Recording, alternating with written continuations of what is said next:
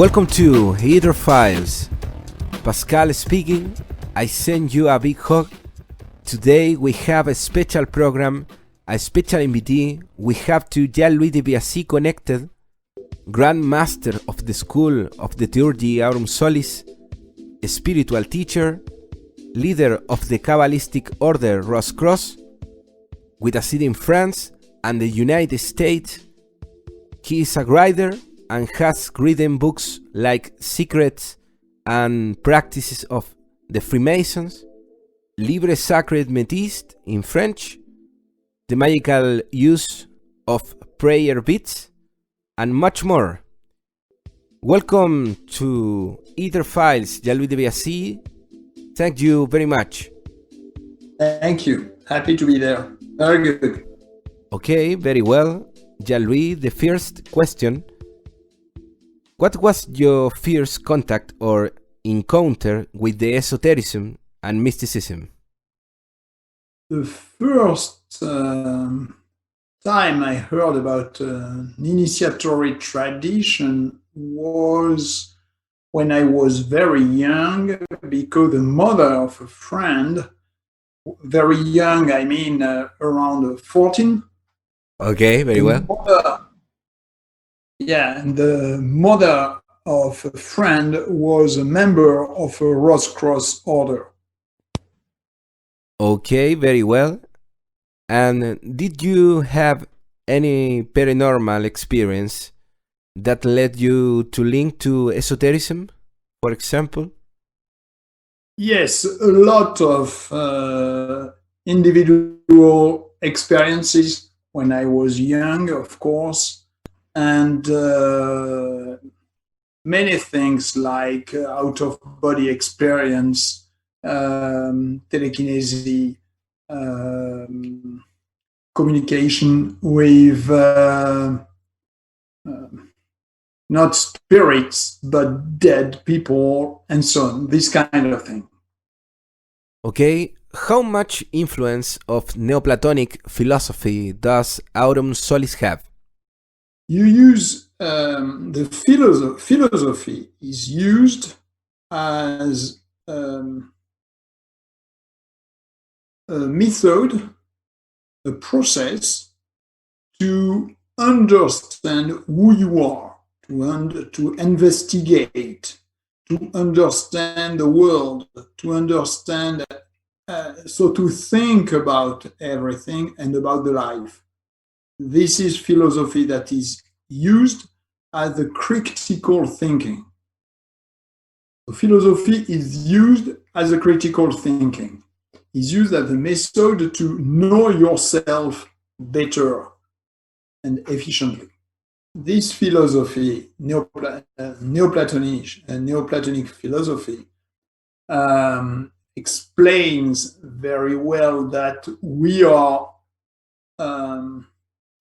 a mix between the body and the soul, okay? And the soul is in jail in the body, embodied, okay? The soul is incarnate, if you want, in the body. So you use the rituals to liberate the soul. And philosophy helps you to do this process with stability and balance. Okay, and Egypt. What is the influence of the cults of ancient Egypt in Aurum Solis? In the Aurum Solis, the Egyptian tradition is practiced in the third degree. So the Egyptian tradition is practiced in the third degree of the Aurum Solis. And all these techniques are present in the initiation and in the teachings. So yes, we practice this process following the Osiriac and Isiac traditions. In this concept of liberation of the soul, does Aurum Solis work with the book of the Egyptian dead? Not exactly, because in Egypt, the way to see the soul, or the equivalent of the soul, is very different. For example, there is no reincarnation. There is no notion of reincarnation. You are living in another world, the world of the death, but your soul is not coming back in another body. The soul is continuing his life in the mummy, in the dead body, or the tomb. In the initiatory tradition, theurgic tradition, we believe in reincarnation, and we believe that we progress from one life to the other, from one body to the other. So this is a difference between Egypt and the theurgic tradition, Neoplatonician tradition. Reincarnation is a good example of this difference. Archivos. Aether. What kind of work is used in Aurum Solis, which we can be called theurgical? You mean the process itself? What we call or rituals, techniques, meditations. Yes. Yeah, you have several things. You have first a psychic training. That means using breathing, visualization, pronunciation of sacred words, mainly to start visualization and pronunciation of sacred words. These are techniques. Out-of-body experience is also a technique. And all these techniques are, after that, united in the ritual. So we are using a ritual, and we are using the ritual in a theurgic way. And the goal is to use these techniques in the ritual. So all these techniques are used in the ritual. Okay, does Aurum Solis use the visualization of divine forms? Yes, we are using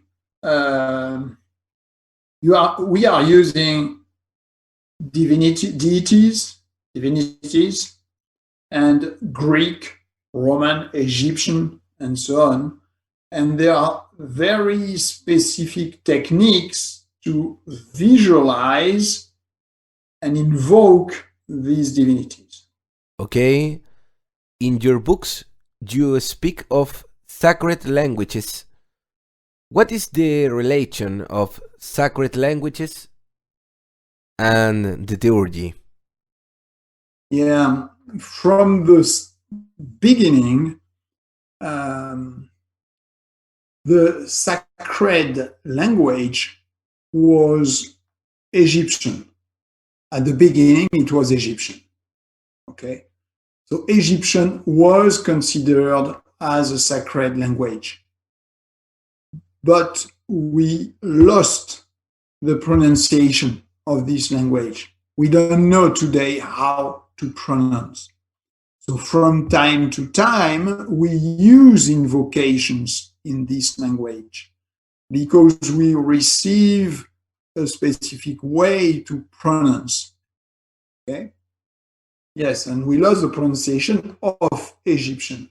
But after that, there are other languages, other sacred languages, such as ancient Greek and Hebrew. Okay, perfect. How do sacred language work? Is vibration important, letter combination, the intonation? How is it? Yeah. We must learn the way to pronounce correctly, and second, we must understand the tone of the voice. We must connect with the powers. So you have to use the voice, the words, and the visualization in the same time.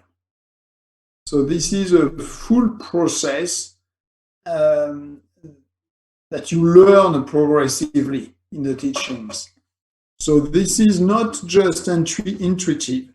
You have this learning, and after that you are trained to connect with the powers. Good. What is the relation with the sacred languages and the astral world? Yeah, in fact, when you pronounce words, you create a vibration. So you create, there is two different levels. One is to create a vibration that will change your consciousness.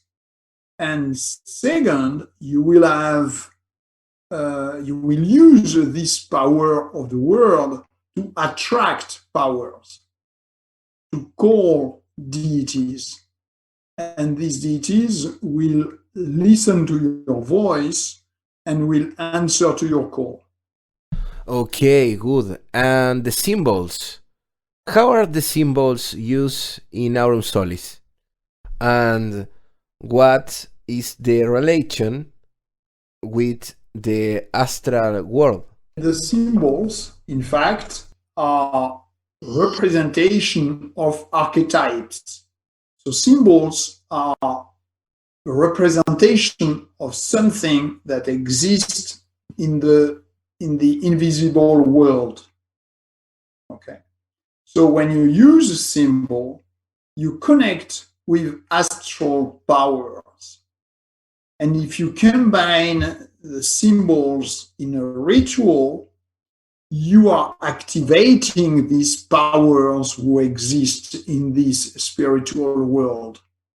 So this is a connection with archetypes that are like gates opening to this spiritual world. Okay, perfect. What happens in the human brain at the time of the ritual? Now, the point of a ritual is to practice and to associate two levels. First, a visible level when you perform the ritual, and second, a spiritual level, and that you use with visualization and vibration. So when you do that, when you connect the invisible level and the visible level, your state of consciousness change. Your brain is not moving in the same way. So this is something very important to understand. You have to use not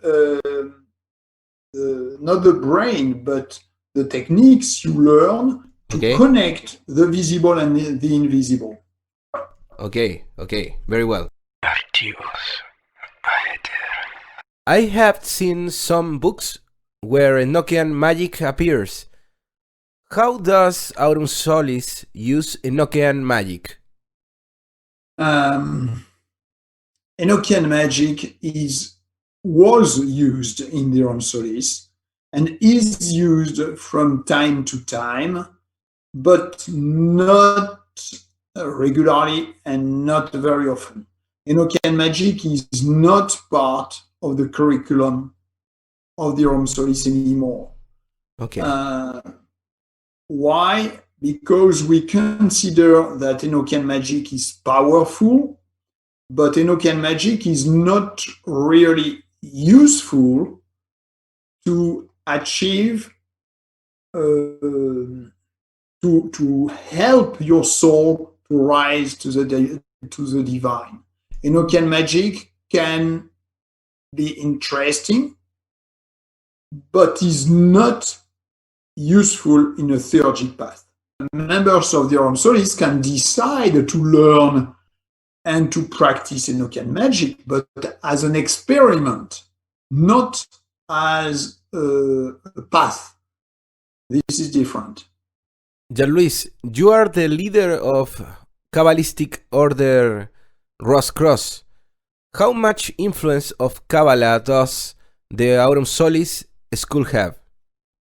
So this is different. The Kabbalistic order of the rosacruz and the Aurum Solis are different traditions. Okay, yes. And Kabbalah, Hebrew Kabbalah, and Christian Kabbalah are really the center of the Kabbalistic order of the rosacruz. Okay? Yes. So Christian Kabbalah, Hebrew Kabbalah constitute the Kabbalistic order of the rosacruz. Perfect. The Aurum Solis is not centered on Kabbalah because the Aurum Solis is an Hermetic and theurgic school. Okay. And Hermeticism and theurgy started before Kabbalah. That means Kabbalah developed in the Middle Age, end of the Middle Age and Renaissance. Hermeticism and theurgy started in ancient Egypt. So they are more ancient. So the two schools are totally different. And the way to work is also different. Very good, perfect. Is Aurum Solis influenced by Hermeticism? For example, Giordano Bruno, Ficino, Pico de Mirandola, for example? Yes, influences of Marsilio Ficino, yes. He was an Italian living in Florence, in Italy during the Renaissance, and he translated the books from Plato, from the Corpus Hermeticum, and so on. But Marsilio Ficino didn't practice or teach Kabbalah. He was practicing Hermeticism and, in a way, theurgy. The others, Pico della Mirandola and the other one, were practicing Kabbalah. So, yes, Marsilio Ficino is linked to the Aurum Solis because he taught and translated this Hermetic heritage. But the others, not so much, because they are more focused on Kabbalistic interpretation. And in this case, this is linked to the Kabbalistic order of the rosacruz and not the Aurum Solis. Okay, very good. You founded the first international online magazine dedicated to Freemasonry and restricted to Freemasons. How was that experience? In fact, yes. When internet started in France, I was living in France at this time, and internet started, and the Masonic organizations were not on the internet. Websites didn't exist at this time. So we decided with a small group of Masons to create a group online to exchange our articles, our writings. And this group started at the beginning. And from this group, I created a magazine, like a newsletter, that was sent to any Masons who asked for. So when we did that, Masonic organizations attacked me and us because they didn't like at this time to do Masonry on internet. They didn't like that. Today, everyone is doing that. But at the time I started, they hated that. So this magazine continued for several years, and this group online continued for several years until everyone was on internet and it was not necessary to continue anymore. But yes, I was in the French language, the first one to start a group and a magazine on the internet, a Masonic magazine on internet. What the name of magazine? Yeah, it was La Parole Circule in French, Yes. and you can translate by spread the word or something like that. See, the pronunciation is very difficult. Archivos. Aether. Why do you think they got mad at you for creating the Freemasonry magazine? Just because the organizations, the Masonic organizations, want to stay in power. They want to decide everything. They don't like people starting something in their own. They want to control everything. Uh-huh. Is this idea of expanding esoteric knowledge present in the book Secrets and the Practices of the Freemasons? In this book and the last book called Esoteric Freemasonry, and which is about Egyptian Freemasonry, the second book about Freemasonry in English. You introduced the Memphis Mizraim Masonic Rite in France. How was that experience? The Egyptian Freemasonry has a very long story, and nobody knows exactly how it started and where and so on. So what we can say is that very small groups of Freemasons during the 18th century and 19th century were very interested by Hermetic traditions. So they created several rituals linked to Hermeticism and linked to ancient Egypt. And from these small groups, from these rituals they created, Egyptian Freemasonry was manifested. And progressively, we obtain a modern Egyptian Freemasonry. Sometimes we call that Memphis Mizraim or Mizraim. This is coming from this small group of initiates, Masons, initiates, who created several different rituals. And after that, they were connected with other initiates who gave them several techniques. Okay, very well. Now I am going to give way to some questions from Master Mason and Frater Sigfrido from Mexico, who is now connecting with us. Okay, Sigfrido. About the Hermetic Masonry, what's your opinion about the Memphis Rite? Is it the ritual that you are contemplating, or is another? No, in fact, yes, historically, you have a ritual of Cagliostro, and the ritual of Cagliostro created by Cagliostro was very interesting because he used a lot of ancient techniques. Then after Mizraim was developed, then Memphis was developed, and a mix between Memphis and Mizraim was created as Memphis Mizraim. So, in fact, there are differences within the Egyptian Freemasonry. If you go in Italy, if you go in France, if you go in the United States, there are several differences. But these differences are not very important, really not. Some rituals are yes, more interesting than the others. But most of the time, they are almost the same.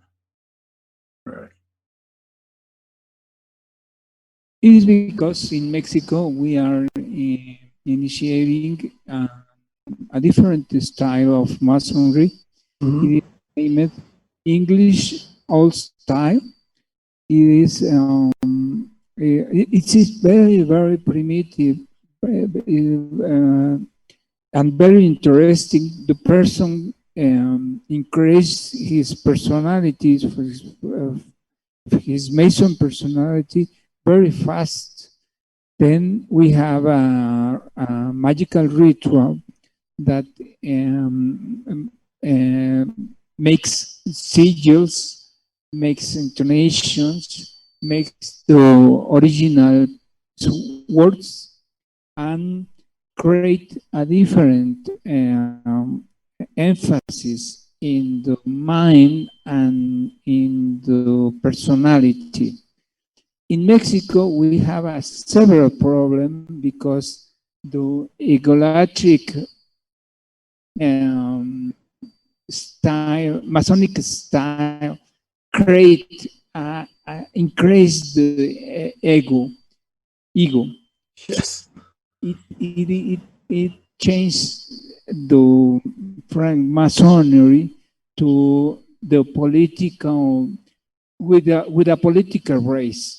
Yes, exactly. To increase the mysticism, increase the conceptual, the philosophical increase. Then I am very interested in your style, your Masonic style, because I was past master from Memphis style, right? Mm. So primitive. The name is Memphis Primitive Style, and I would like to know about your Caligostro style. I would like to make more contact.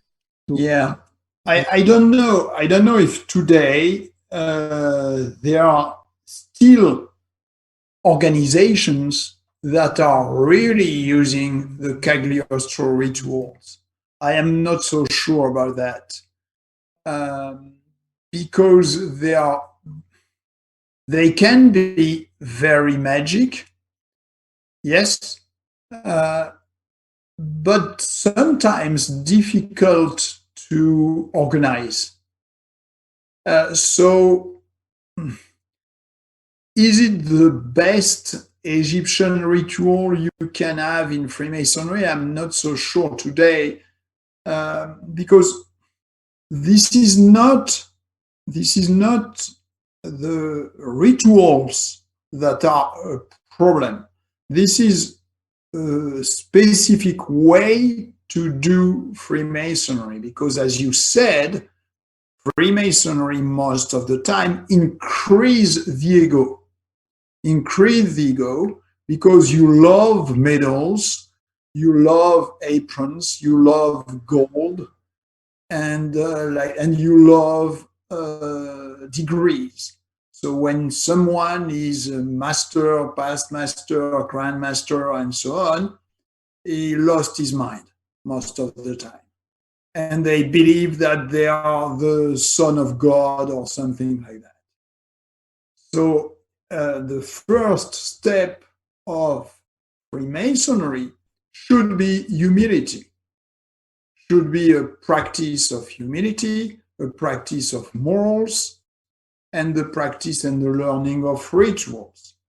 After that, yes, this is better to have esoteric rituals.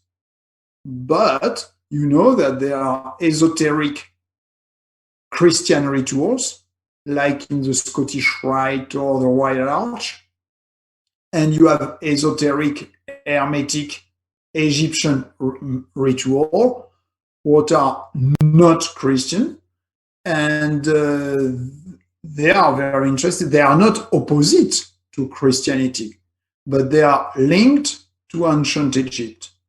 And they are interesting. But this is the way to practice, which is important. Really the way to practice and the mind. So I explained that a lot in my last book, Esoteric Freemasonry, about ancient Egypt, and I explain how a Mason can practice alone at his home. So you have real individual practices you can do. And if you do these individual practices, you will progress and you will have less ego. But most of the time, the people, the Masons who have ego, this is because they are not practicing anything. They are just going to the rituals and that's it. They are not meditating. They are not doing anything spiritual. This is the problem. Yeah. Okay. Yes. Thank you Thank very you. much. Thank you very much, Jean-Louis, for this conversation. It's a pleasure. It's an honor. Thank you for your invitation. And you can share the website I posted in the chat. And the page on the Facebook. Very well. Thank you very much, Jean-Louis, for this conversation in Aether Files. Thank you. And thank you, Sigfrido. To you, Jean-Louis. Nice to meet you. Thank you very much. Have a good night, everyone. Okay. Good night. Thank you very much, all the Bye-bye, world. and talk to you soon. Goodbye. Glad to meet you too all. Goodbye. Goodbye. Thank you.